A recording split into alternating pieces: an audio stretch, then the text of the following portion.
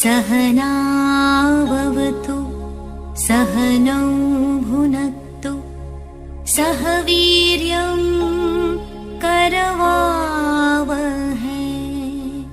तेजस्विनावधीतमस्तु मा विद्विषावहै।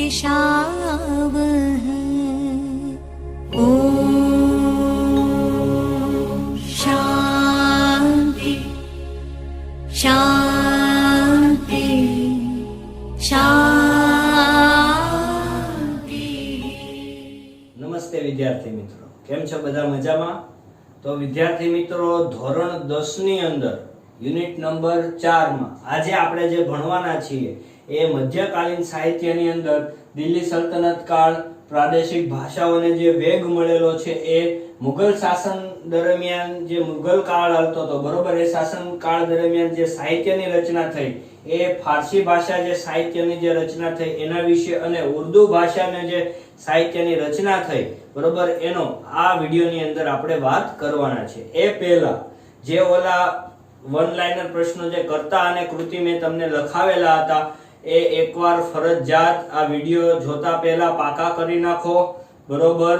પછી એને મોઢે લખવાનો પ્રયત્ન કરો, કારણ કે 3 માર્કનો પ્રશ્ન હશે તો પણ એ જે પાકા કરેલા હશે એ આપણે લખી શકશો। અને હવે આજે ભણવાના છે, બરોબર, એ ની અંદર જે કર્તા અને કૃતિ જે સાહિત્યની જે રચના થયેલી છે, બરોબર, એ વિશે આપણે થોડુંક લખી નાખીએ। તો શરૂઆત કરીએ।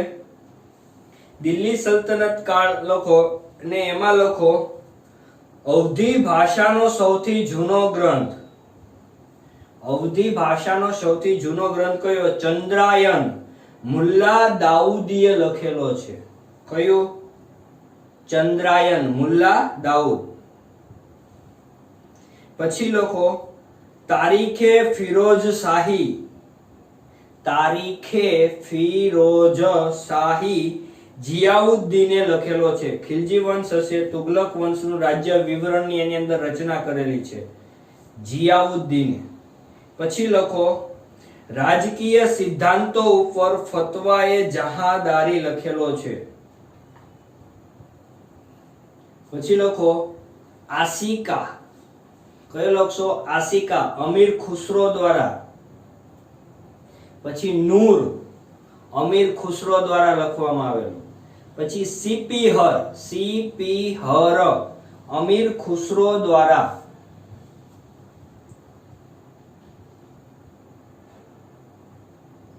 પછી લખો પદ્માવત। શું લખે? પદ્માવત, મલ્લિક મુહમ્મદ જાપસી। મલ્લિક મુહમ્મદ જાપસી। પછી રામચરિત માનસ, તુલસીદાસ।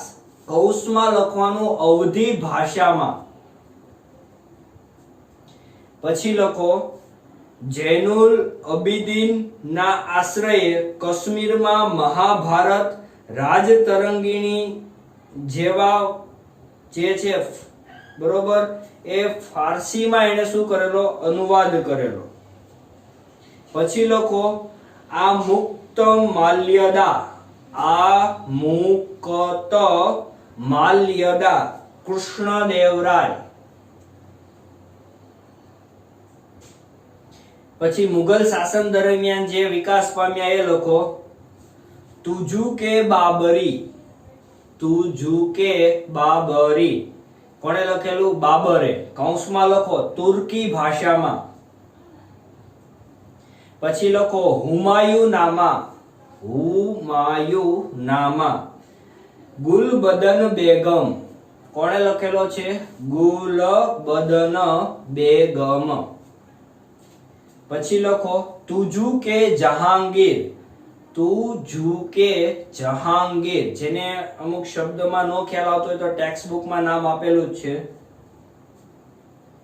જહાંગીરે લખેલું છે। એ પોતાની શું છે? આત્મકથા છે। કૌંસમાં લખી નાખજો આત્મકથા। પછી લખો ફારસી ભાષામાં ફારસી ભાષા હેડિંગ આપવાનું આયને અકબરી. શું લખશો? આયને અકબરી. લેખક છે કરતા એટલે કે અબુલ ફઝલ. શું છે? અબુલ ફઝલ. પછી બીજું લખો અકબરનામા. અકબરનામા પણ અબુલ ફઝલ.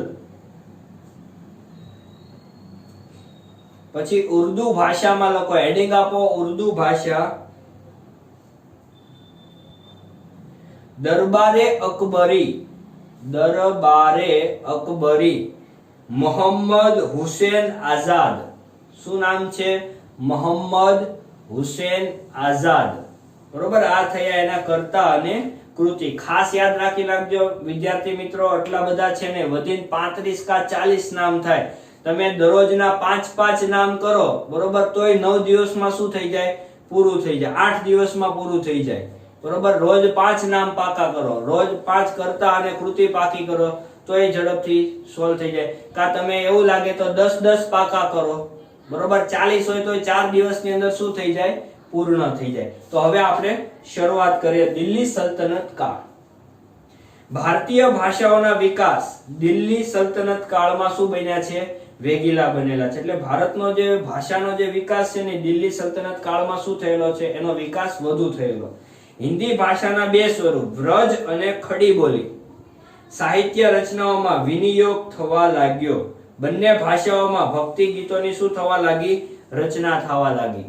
બરોબર, અલગ અલગ જે એટલે કે દિલ્હી સલ્તનત કાળ જે હતો એ સમયગાળા દરમિયાન ભાષાનો ખૂબ જ એનો શું થયેલો? પ્રચાર થયેલો. હિન્દી અને ગુજરાતી ભાષા સાથે મળી આવતી રાજસ્થાની ભાષામાં વીર ગાથાઓ આલ્હા, ઉદલ અને બિસલદેવ આ સમયની વીર ગાથા તરીકે એને ઓળખવામાં આવે છે. જો વન લાઇનર પ્રશ્ન છે, ટેક્સ્ટ બુક માંથી વન લાઇનર પ્રશ્ન ખાસ કાઢી રાખજો. અવધી ભાષાનો સૌથી જૂનો ગ્રંથ કયો છે? ચંદ્રાયન. મુલ્લા દાઉદી દ્વારા એને લખવામાં આવેલો, એના કર્તા તરીકે ઓળખાય છે. ફારસી ભાષા દિલ્હીના સુલતાનોની રાજભાષા છે. તો વન લાઇનર પ્રશ્ન છે, દિલ્હીના સુલતાનોની રાજભાષા તરીકે કઈ ભાષા છે? તો કે ફારસી ભાષા. વન લાઇનર પ્રશ્ન. ભારતીય ભાષામાં સાહિત્યની અસર રૂપે અતે અને ફારસી શબ્દનો સમાવેશ કરવામાં આવેલો હતો. તારીખે ફિરોજ શાહીએ જિયાઉદ્દીન. બરોબર, આજે તારીખે ફિરોજ શાહી છે જિયાઉદ્દીન દ્વારા એના કરતા છે. તો એમાં શું છે? તો કે ખલજી વંશ છે અને તુગલક વંશ છે. એનું જે રાજ્ય વ્યવસ્થા હશે બરોબર, કઈ રીતનું રાજ હાલતું હશે ખિલજી વંશની અંદર, કઈ રીતે એની વ્યવસ્થાઓ હશે બરોબર, એનું વિવરણ આ સાહિત્યની અંદર દર્શાવવામાં આવેલું છે. પછી રાજકીય સિદ્ધાંતો પર ફતવાએ જહાંગીર પણ બનાવવામાં આવેલું છે. અમીર ખુશરો આ સમયનો સૌથી મહાન સાહિત્યકાર, એટલે દિલ્હી સલ્તનત કાળમાં બરોબર અમીર ખુશરો મહાન સાહિત્યકાર હતા. કવિ હતા, ઇતિહાસકાર હતા, રહસ્યવાદી સંત હતા, સાહિત્યકાર હતા, સંગીતકાર હતા બરોબર. ઘણી બધી એને ઉપાધિઓ એમાં મળેલી. એના ગુરુનું નામ શું હતું? ખાસ પૂછાઈ શકે છે, હઝરત નિઝામુદ્દીન ઓલિયા. વન લાઇનર પ્રશ્ન કાઢી નાખો.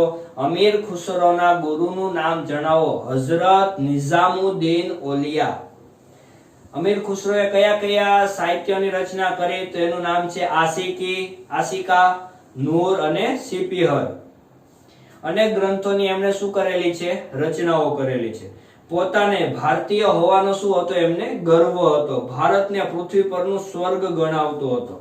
પોતાના પુસ્તકોમાં ભારતનું વાતાવરણ, તેની સુંદરતા, ઇમારતો, જ્ઞાન વિજ્ઞાનની પુષ્કળ વખાણ એમણે કરેલા છે. એટલે કે જે એને ગ્રંથની રચના કરેલી બરોબર, એમાં ભારતના વર્ણન ઉપર, એટલે પોતાનો જે ભારતવાસી છે એના ઉપર એને શું હતો? ગર્વ હતો. એટલે આ જે પૃથ્વી જે છે, ભારતને આખું પૃથ્વી છે એમાં ભારતને તેને શું દર્શાવેલું છે? આખી પૃથ્વીનું સ્વર્ગ એટલે કોણ? તો કે ભારત. એટલા બધું એને એની અંદર એના ગ્રંથોની અંદર સાહિત્યની અંદર શું કરેલું છે? વર્ણન કરેલું છે. તે દ્રઢપણે માનતા કે હિન્દુ ધર્મના સારત્વ અનેક રીતે ઇસ્લામ સાથે મળે છે. એટલે હિન્દુ ધર્મનો જે સાર જે છે બરાબર, એનો જે તત્વ છે, જે જ્ઞાન છે, જે હિન્દુ ધર્મથી જે જ્ઞાન મળે છે એ જ ઇસ્લામ ધર્મ સાથે શું થાય છે તો કે મળે છે. બંનેનો જે છેલ્લો જે અંતનો જે સંદેશ હોય છે બરોબર, એ બધાનો જ કેવો હોય છે, એક જ હોય છે. કોઈ પણ ધર્મ લ્યો બરોબર, કોઈ પણ ધર્મનું સાહિત્ય લ્યો બરોબર, રસ્તો તો કેવો બધાનો હોય છે, એક જ હોય છે. એટલે જ બધા એમ કે છે સબકા માલિક એક. એટલે કોઈ પણ ધર્મ હોય છે, માલિક કોણ હંમેશા હોય છે, એક જ. આપણે જ્ઞાતિ જાતિની અંદર આપણે વિવાદો પાડેલા છે, બાકી એક પણ ધર્મની અંદર ક્યાં એવું કહેવામાં આવેલું છે જન્મતાની સાથે એવું આવે છે કોઈ દિવસ કે ભાઈ આ ધર્મનો જન્મ થયેલો, આ ધર્મનો જન્મ થયેલો, એવું હોતું નથી. ઉપરથી તો ભગવાન બધા માટે કેવા હોય છે, સમાન જ હોય છે. ધર્મના ભાગલા કોણે પાડેલા છે, આપણે વ્યક્તિ દ્વારા અલગ અલગ ધર્મ. એટલે આપણે બિન સાંપ્રદાયિક દેશ છે આપણો, એટલે આપણે કોઈ પણ ધર્મ પાળવાની છૂટ આપવામાં આવેલી છે. દિલ્હીની આજુબાજુ બોલાતી ભાષાને હિન્દવી કહેવામાં આવતી બરોબર, જેને તે પોતાની માતૃભાષા ગણાવે અને અનેક કવિતાઓ એની અંદર લખવામાં આવેલી. હિન્દી અને ફારસીને ભેગી કરી દ્વિભાષી ચોપાઈ દુહાની રચના કરવામાં આવે. હિન્દી અને ફારસીને એમણે ભેગી કરેલી બરોબર, અને દોહા ચોપાઈ એની રચના કરવામાં આવેલી. તેમણે શરૂ કરેલા આ સ્વરૂપ પરંપરાગત તેમના પછી સદીઓ સુધી એની જે પરંપરા વંશ પરંપરાગત જે વારસો મળેલો છે એ ચાલતો આવ્યો જોવા મળે છે. હવે જોઈએ પ્રાદેશિક ભાષાઓનો વેગ. તો પ્રાદેશિક ભાષા એટલે શું, તો કે આપણે જે ભાષાની અંદર આપણે દાખલા તરીકે આપણું નાનું અમથું પરિવાર હોય, જો આપણી વારસાગત ભાષા હોય બરોબર, તો એની અંદર જો સાહિત્ય ને એવું રચના થયેલી હોય બરોબર, તો એ પ્રાદેશિક ભાષાને વેગ થયો કહેવાય. ભક્તિ માર્ગના સંતોએ લોકોની ભાષાનો ઉપદેશ આપ્યો છે. ભક્તિ જેટલા સંતો હતા એ લોકોને શું એમનું કામ શું કે ભાઈ સમાજને જાગૃત કરવાનું કામ. એટલે એક જગ્યાએથી બીજી જગ્યાએ, બીજી જગ્યાએથી ત્રીજી જગ્યાએ પોતાની જે પ્રાદેશિક ભાષા જે હતી સ્થાનિક બોલીમાં એ લોકો શું આપતા, ઉપદેશ આપતા. કબીરની રચનાઓ જોઈએ, મુખ્યત્વે સગુકડી બોલી લોક બોલીમાં છે, દોહરા લોક સાહિત્યની અંગ બન્યા છે બરોબર. પદ્માવત જે છે મલિક મોહમ્મદ જાપસી દ્વારા, રામચરિતમાનસ છે તુલસીદાસ દ્વારા અવધી ભાષામાં. બીજી ભાષામાં પણ સાહિત્ય ઘણા બધા રચાયેલા છે. બંગાળના સુલતાનોનો આશ્રય રહીને કૃતિવાસે બંગાળીમાં રામાયણ બરોબર એની રચના કરવામાં આવેલી છે. બંગાળમાં સંત ચૈતન્યથી ભક્તિ ગીતો લખવાની પરંપરા શરૂ થઈ છે. વન લાઇનર પ્રશ્ન, બંગાળમાં કયા સંતથી ભક્તિ ગીતો લખવાની પરંપરાની શું થઈ શરૂઆત, તો નામ શું આવશે, સંત ચૈતન્ય પ્રભુ. નરસિંહ મહેતા ગુજરાતીમાં, પછી નામદેવ એકનાથ મરાઠીમાં બરોબર, જેનુલુદ્દીન આશ્રય કાશ્મીરમાં, મહાભારત રાજતરંગી જેવા અનેક ફારસી ભાષામાં એને શું કરેલા છે, અનુવાદ કરેલા છે. વિજયનગર જે છે બરોબર, મહાન સમ્રાટ રાજા કોણ થઈ ગયા, કૃષ્ણદેવરાય બરોબર. તેલુગુ અને સંસ્કૃત ભાષાના કોણ હતા, એ પણ લેખક હતા. એમણે આમુક્ત માલ્યદા કરીને એક સાહિત્યની રચના કરી. એના લેખક કોણ છે તો કે કૃષ્ણદેવ રાય.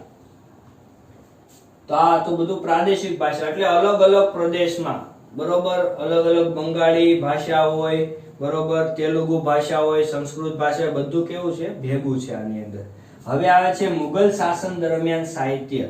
તો વાસ્તુકલા અન્ય કલા સાથે સાહિત્યનો પણ વિકાસ થયેલો. મુઘલ સલ્તનત કાળની અંદર વાસ્તુકલાનો શું થયેલો છે તો કે વિકાસ થયેલો છે બરોબર. અન્ય ઘણી બધી કલાનો પણ વિકાસ થયેલો, એની સાથે સાથે સાહિત્યનો પણ વિકાસ થયેલો. તો એમાં જો તુજુકે બાબરી બરોબર, બાબરે લખેલી છે બરોબર તુર્કી ભાષાની અંદર, જેનું ફારસીમાં અનુવાદ કરવામાં આવ્યું બાબર નામા, ભાષાંતર કરવામાં આવેલું છે. હુમાયુન નામા કોણે લખ્યું, ગુલબદન બેગમે લખ્યું. તુજુકે જહાંગીર કોણે લખ્યું, જહાંગીરે જ લખ્યું છે, આત્મકથા છે પોતાની. ઔરંગઝેબ પણ સિદ્ધ હસ્ત કોણ હતો તો કે લેખક હતો. યાદ કરો ઔરંગઝેબનો ઇતિહાસ બરોબર, આપણે બહુ જ પહેલા પ્રાથમિક ધોરણની અંદર આ બધા લોકોના ઇતિહાસો આપણે ભણી ગયેલા છીએ.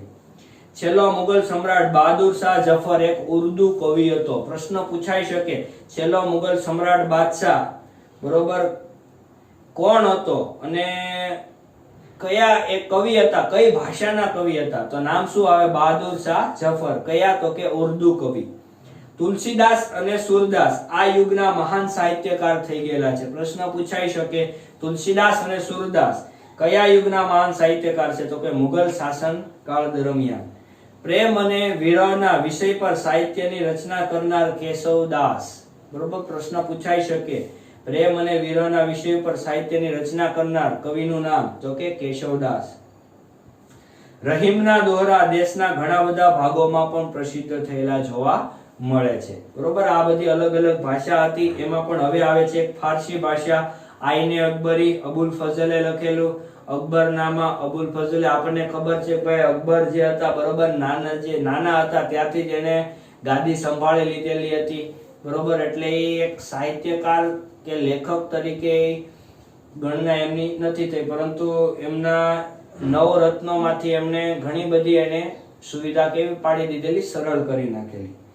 આઈને અકબરીમાં ભારતીય રીત રિવાજો, શિષ્ટાચાર, ધર્મ દર્શન, આર્થિક સ્થિતિ અને જીવન પાસાનું વર્ણન કરવામાં આવેલું છે. આઈને અકબરી અબુલ ફઝલ દ્વારા લખવામાં આવેલી છે. બરોબર, એમાં ભારતીય રીત રિવાજો, આપણી જે સંસ્કૃતિ, આપણી જે પરંપરાઓ છે, આપણે કઈ રીતે જીવી રહ્યા છીએ, બરોબર, એ બધું જ આઈને અકબરીની અંદર દર્શાવવામાં આવેલું છે. ઐતિહાસિક કૃતિ તરીકે આ ગ્રંથનો ઘણો જ કેવું એનું મૂલ્ય કેવું થઈ જાય છે, વધી જાય છે. આમ ઐતિહાસિક ગ્રંથ તરીકે પણ એક કૃતિની રચના થયેલી. અબુલ ફઝલનો ભાઈ ફેઝી ફારસી ભાષાનો કવિ અને અનેક સંસ્કૃત ગ્રંથો જે હતા એમાં ફારસીમાં એને શું કરેલો? અનુવાદ. અબુલ ફઝલના ભાઈનું નામ શું હતું? ફેઝી. કઈ ભાષાનો કવિ હતો? ફારસી ભાષાનો. ખાસ યાદ રાખજો. એને સંસ્કૃત સાહિત્ય હતું, બરોબર, એમાં શેમાં અનુવાદ કર્યું? ફારસી ભાષામાં અનુવાદ કર્યું. અકબરે જો મહાભારત, રામાયણ, અથર્વવેદ, ભગવદ ગીતા, પંચતંત્ર, બરોબર, આ બધાનો જ એને શું કર્યું? અનુવાદ કરવા માટે અલગ ખાતાની એને શું કરી નાખી? રચના. એટલે તમામ પ્રકારના ધર્મોના જે ગ્રંથો હતા, બરોબર, એનું અનુવાદ કરવા માટે એક અલગ ખાતાની જેને શું કરેલી? રચનાઓ કરેલી હતી. અકબરના સમયમાં ઇતિહાસના ઘણા બધા ગ્રંથોની શું થયેલી છે? રચનાઓ થયેલી જોવા મળે છે. આ હતું એક મુગલ શાસન દરમિયાન. પછી આવે ઉર્દુ ભાષાનો પણ વિકાસ થયેલો મુગલ શાસન દરમિયાન. મધ્યયુગની સૌથી મહત્વની ઘટના ઉર્દુ ભાષા જન્મેલી છે. મધ્યયુગની સૌથી મહત્વની ઘટના એટલે કોણ? તો કે ઉર્દુ ભાષા. સૌથી સમૃદ્ધ ભાષા અને સાહિત્યકારની દ્રષ્ટિએ છે. ઉર્દુ ભાષા જે છે, બરોબર, સાહિત્યકારની દ્રષ્ટિએ સૌથી સમૃદ્ધ ભાષા તરીકે ઓળખવામાં આવે છે.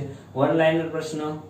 અન્ય ભાષાઓની હરોળમાં આવી ગઈ. આ ભાષામાં વલી, મીરદર્દ, મીરતકી મીર, નઝીર, અકબરાબાદી, બરોબર, અસદુલ્લા ખાન, ગાલિઝા જેવા મહાન કવિઓ ઉર્દુ ભાષાના કવિ તરીકે ઓળખાણ થાય છે. 18મી સદીમાં ઉર્દુ ગદ્યનો શું થયેલો? વિકાસ થયેલો. વન લાઇનર પ્રશ્ન ખાસ કાઢી રાખો. કઈ સદીમાં ઉર્દુ ગદ્યનો વિકાસ થયો? તો કે 18મી સદીમાં. સંસ્કૃતના મોટા ભાગના ઐતિહાસિક ગ્રંથોનું ઉર્દુમાં શું થયેલું? ભાષાંતર થવા લાગ્યું. સંસ્કૃતના મોટા ભાગના જેટલા ગ્રંથો હતા, ઐતિહાસિક ગ્રંથો હતા, એ બધું જ ઉર્દુમાં શું થવા લાગ્યું? અનુવાદ થવા લાગ્યું. ઉર્દુમાં મૌલિક ગ્રંથ પણ તૈયાર થયેલા છે. એમાં જો મોહમ્મદ હુસૈન આઝાદનો દરબારે અકબરી ગ્રંથ, બરોબર, આ રીતની અલગ અલગ પ્રકારની ભાષાઓનું, બરોબર, આ ભારતીય સાહિત્ય વારસાની અંદર આપણને વારસા તરીકે આપણને ભેટ મળેલી છે. એટલે આ બધાને જ આપણે જાળવી રાખવાની છે, બરોબર, સાચવી રાખવાની છે. ક્યાંક ને ક્યાંક ભવિષ્યની અંદર, બરોબર, જો ભાષા જ નહીં આવડતી હોય, બરોબર, તો એ ભવિષ્ય જે ભૂતકાળની અંદર જે ગ્રંથો છે, બરોબર, એ કાંઈ કામના રહે નહીં. એટલે આ બધી તમામ પ્રકારની ભાષાઓને પણ આપણે સાચવી રાખવી જોઈએ. આપણને જો વારસામાં કોઈ ભાષા મળી હોય, બરોબર, તો એ ભાષા પણ આપણે ભવિષ્યની અંદર આગળની પેઢીને મળી રહે તેવો આપણે પ્રયત્ન કરવા જોઈએ. આ સાથે વિદ્યાર્થી મિત્રો ત્રીજો ભાગ આપણે અહીંયા પૂર્ણ કરીએ છીએ. અસ્તુ.